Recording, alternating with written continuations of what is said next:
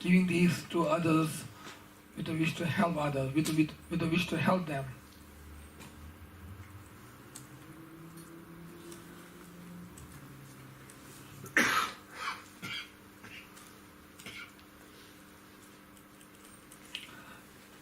Just giving is not always virtuous. One can have non-virtuous giving, or one can have virtuous giving. Like, for example, giving weapons to others, although it's giving, but it's not a virtuous giving, it's a non-virtuous giving. Or giving alcohols, or giving cigarettes, or other negative things to others, then although it's giving, but it's not a virtuous giving, it's a non-virtuous giving, because giving such things can harm others, harm the receiver, or can harm others through this receiver. So not all the givings are virtuous, not all the givings are perfection of generosity. So here, the nature of this giving is called, nature of this perfection of generosity is called giving others with a wish to help, not with a wish to harm. With the wish to help, then one can give material things or virtues and others.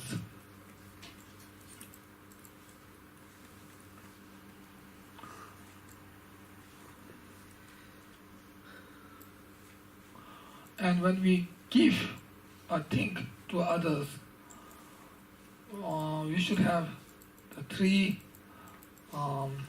parts: the preparation part, the main part, and the conclusion part. So preparation part means we should do such giving, or we should practice such generosity with a bodhicitta, with our enlightenment mind.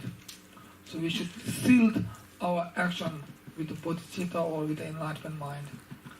So having this sealing the action with the enlightenment mind is kind of the preparation part, or the motivation is the preparation part. And then the actual part is to seal the actions of giving with the wisdom of realizing the selflessness. And then the conclusion part means we should dedicate the merit that we have earned through such giving to attain Buddhahood for the sake of all the sentient beings. So if our practice of generosity is sealed by these three parts, the preparation part, main part, and the conclusion part, then this becomes a perfection of generosity.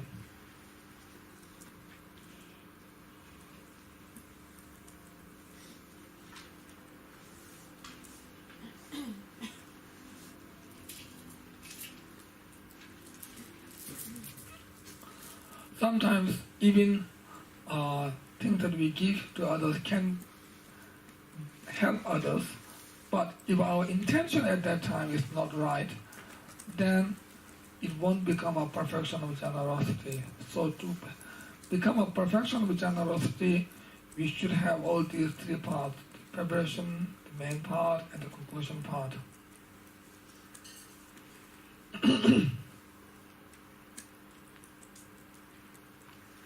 If you are giving to others in order to get something more in response, then your wish to give others is not genuine.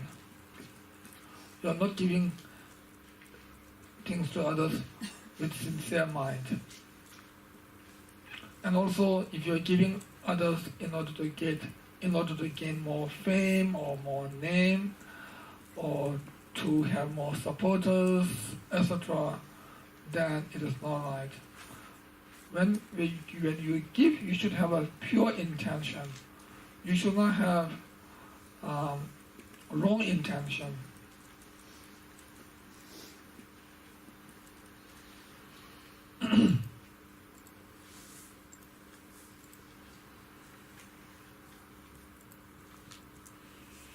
So, if you are helping with a sincere mind, then it's virtuous. Then it's a good thing to do.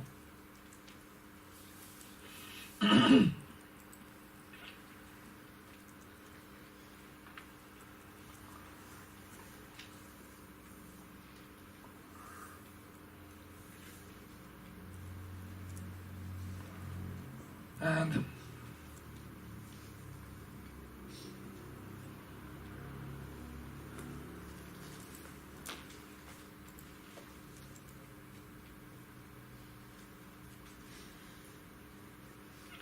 as I said, the giving has two.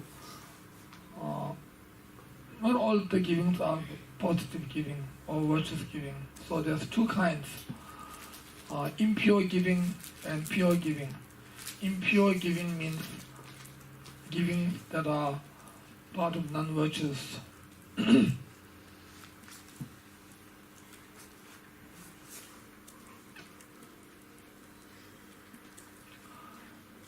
The giving can be impure or non-virtuous because one is giving negative things to others, or one is giving with a negative intention.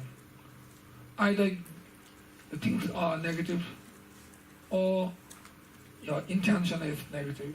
If one of these are negative, then this giving becomes negative or impure giving. Also, if you want to negative dedication, then also such giving becomes negative giving.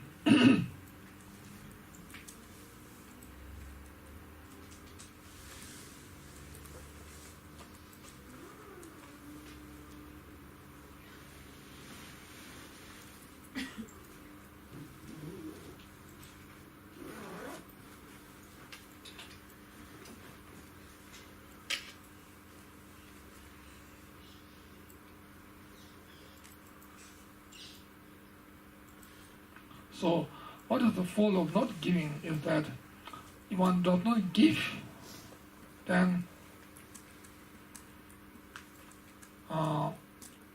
people will disrespect. Those who don't dare to give, those who have the wealth to give, but those who don't dare to give because of stinginess, then people will despise, and people will disregard such person.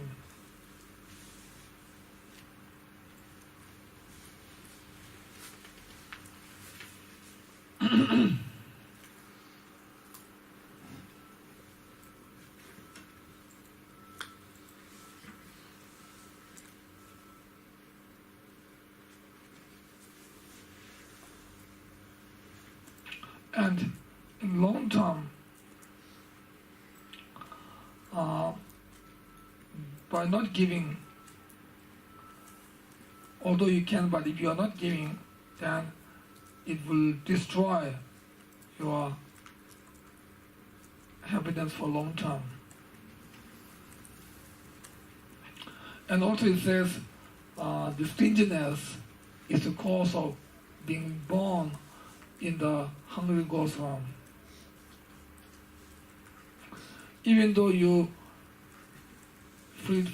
are free from the suffering from the hungry ghost, still, even you are born as a human, you will born as a very poor person because of your stinginess in the past.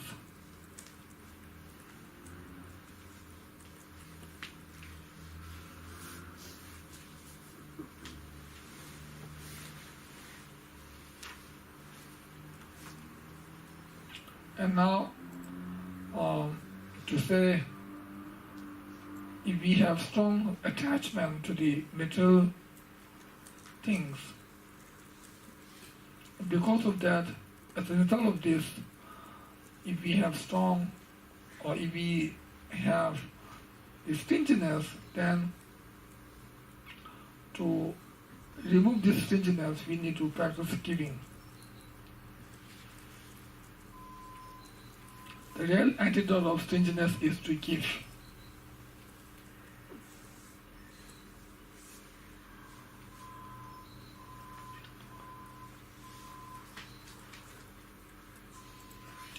So actually it is said there's a great fault in having attachment to wealth, etc. So those who are monks and nuns, then they should give the fearlessness, loving kindness, and Dharma teachings to others.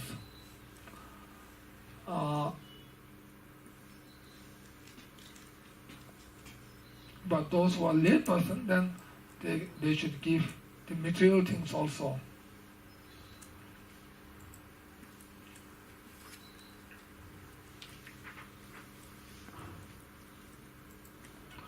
So material gift is highly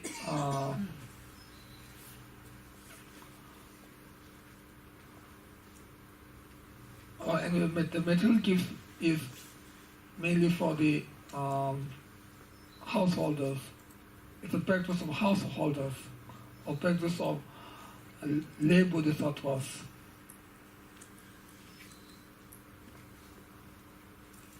So first we should train by giving little things, and then slowly we can increase.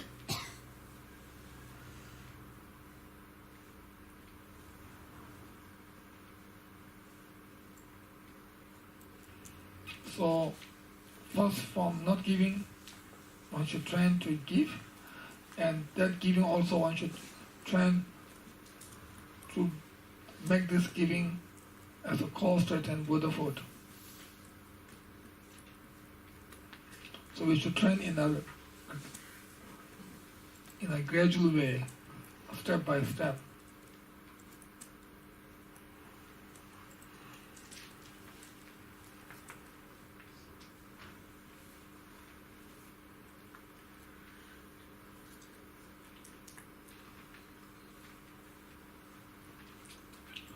So whenever we practice giving, we should practice this giving in a pure way, with the right motivation, with the right view, and with the right dedication at the end.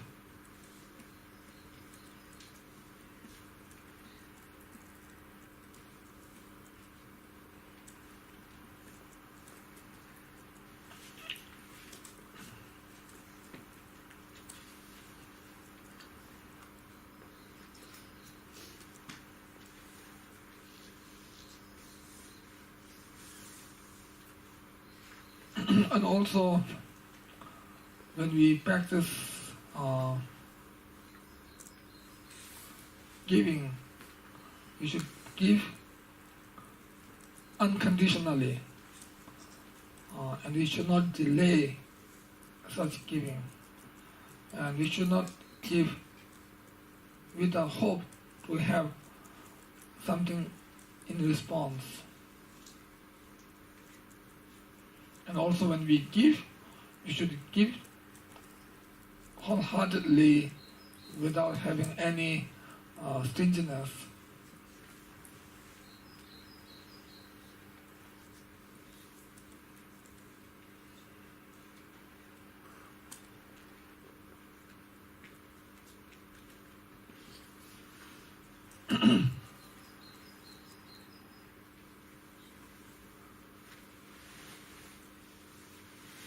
So we should do this kind of giving as much as we can.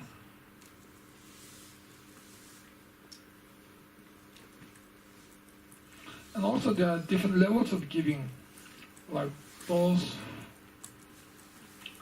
ordinary persons, the practice of giving for the ordinary person, the practice of giving for more higher realized person, etc.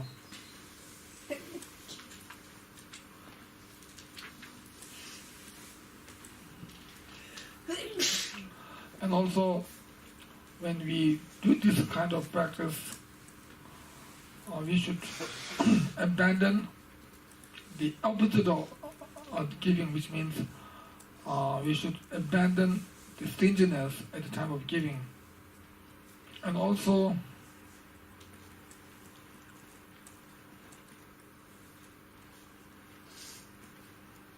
we should do this kind of practice with wisdom. Or we should still this practice with a special wisdom that realizes the true nature of all the phenomena. And also, through such giving, we should place the sentient beings on the state of liberation or enlightenment state.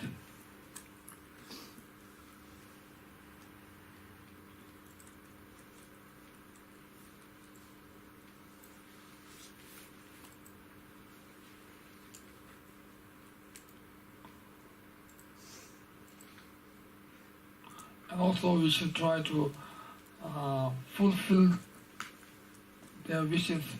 By giving, we should fulfill their wishes. So when we give, we should have these four qualities. First, to be the antidote of stinginess. Second, to be sealed by the wisdom, special wisdom. Third, to fulfill their wishes. Fourth, to ripen them, which means to place them on the state of liberation or enlightenment state. So with these four qualities we should practice giving. And also when we practice the giving, we should abandon the 7 kinds of attachments. So first attachment means we should not have attachment to the thing that we are going to give. Second attachment means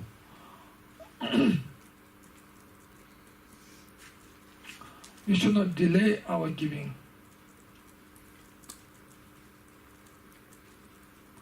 When we see a beggar, if we think I will not give today but I will give you some other time or later, then that is the second attachment. So delaying the practice of giving is the second attachment. And third attachment is by giving not so much, then think, now it is enough. Now I don't need to give more. So having such contentment is the third attachment.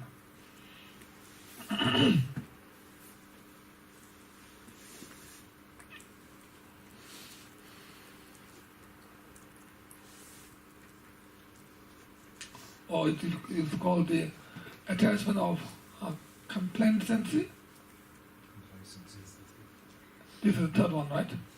It's kind of contentment. No. Complacency is not making effort. Okay. Yeah, because by giving a little bit then one thing is enough.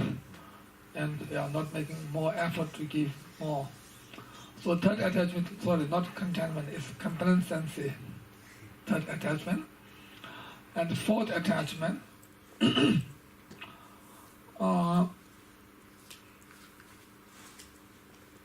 having attachment to something in response. By giving them these things, then one is expecting to gain something more in response from others. That is the fourth attachment. And the fifth attachment,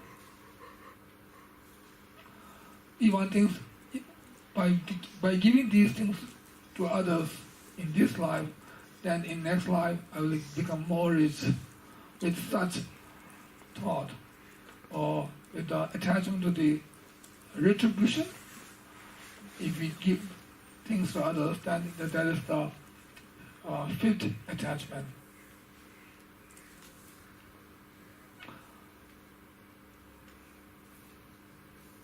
And sixth attachment is having attachment to the stinginess at the time of giving. This is the sixth kind of attachment. And the seventh attachment is the distraction.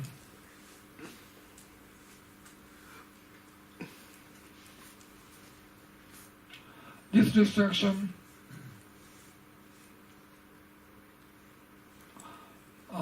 attachment to the distraction also has two. The distraction of attention and the distraction of conceptual thinking. So seventh attachment has two kinds.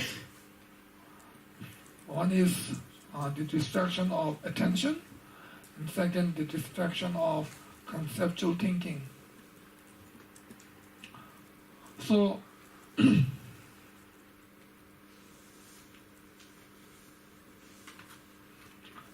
the distraction of attention means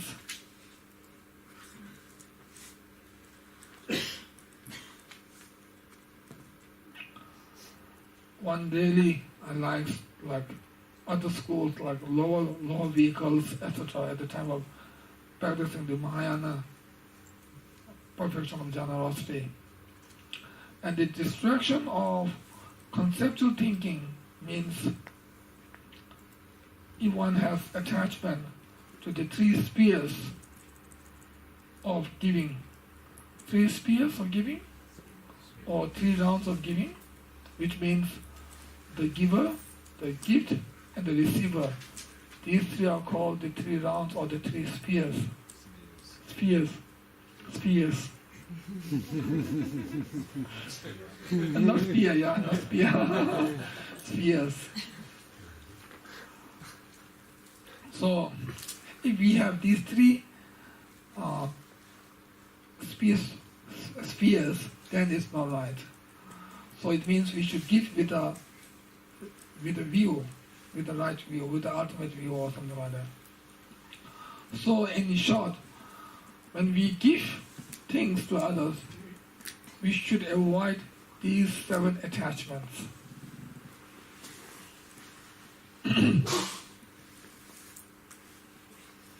So first one is the attachment to the material things. Second is the attachment to the postponement. Third one is the attachment to the complacency. Fourth one is attachment to the response.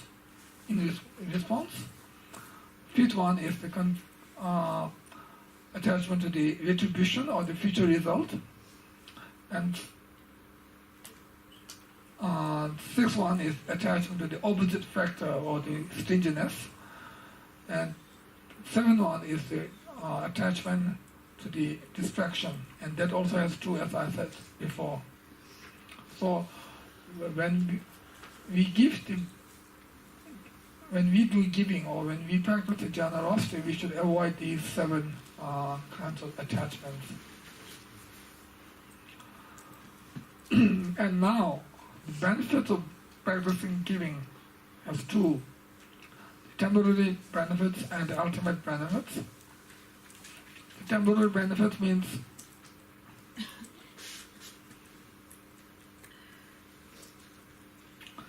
by giving things to others, in this life, people will like you,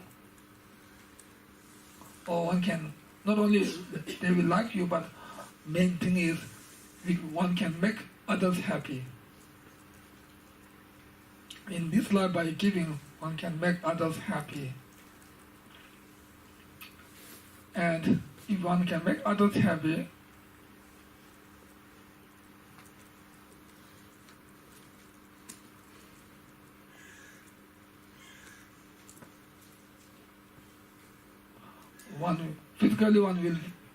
physically and mentally one will feel happy, joy.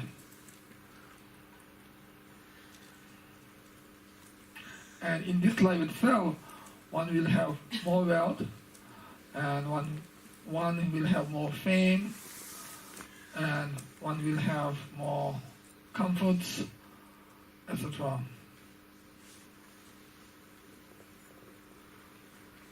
Actually, when Bodhisattvas, when they practice giving, they're practicing such giving just to help others and not to gain more wealth for oneself.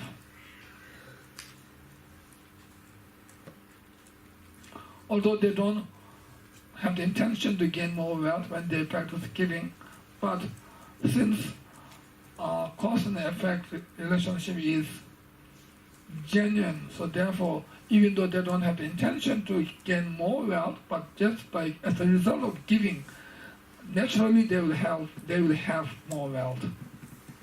Although they don't wish to have more wealth, they don't have the intention to have more wealth by giving to others, but naturally they will have more wealth. And that also they will have they will have many material things as a result, and also good things as a result of giving to others. And also in next life, as a result similar to the cause of experience,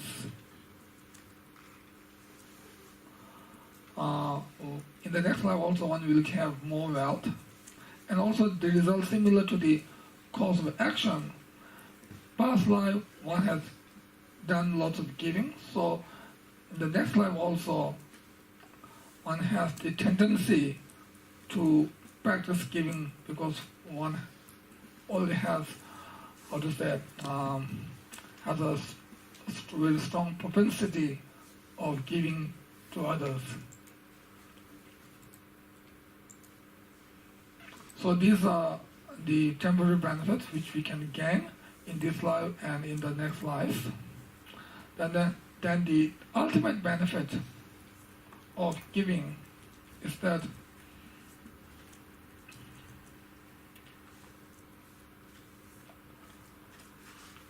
when we attain Buddhahood,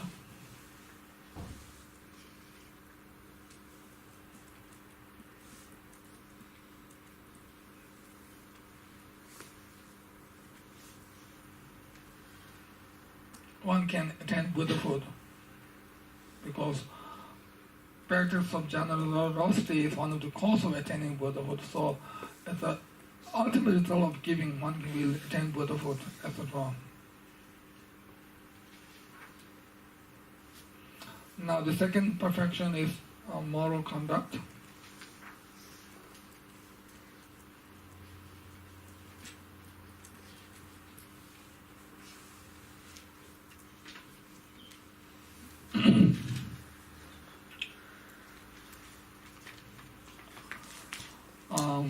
The moral conduct also has several topics. First, the definition of moral conduct.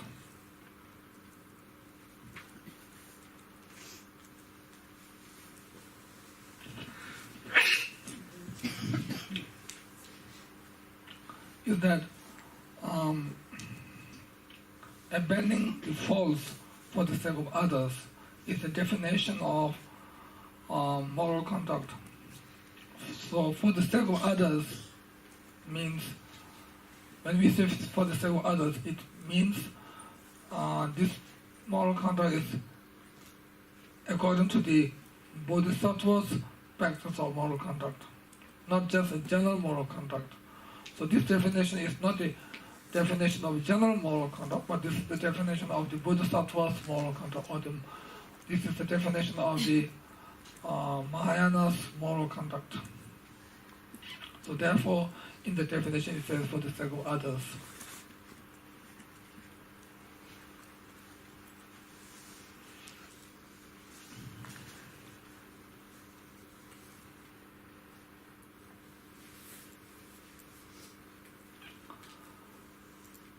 If we just avoid doing negative things, then that is not called the moral conduct. To be a moral conduct, we should have to wish to abandon the faults, not just avoiding the faults, but to have the wish to abandon the faults. So with such wish,